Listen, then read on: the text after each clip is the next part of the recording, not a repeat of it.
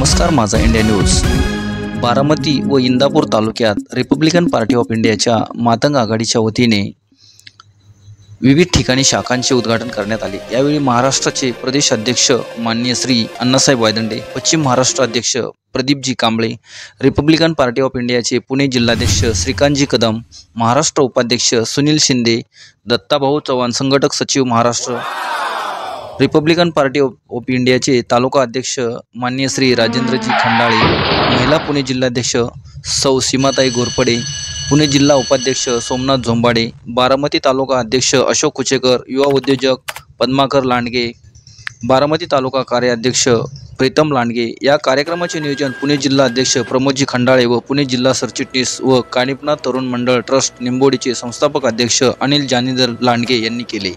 यावेळी बारामती व इंदापूर तालुक्यात शाखा उद्घाटन व नवीन कार्यकर्त्यांना पदे वाटप करण्यात आली। असंख्य कार्यकर्ते रिपब्लिकन पार्टी ऑफ इंडियाच्या मातंग आघाडीच्या मध्ये सहभागी झालेले दिसून आले व पक्षवाढीसाठी सर्वतोपरी सहकार्य करण्याचे कार्यकर्त्यांनी यावेळी आश्वासन दिले।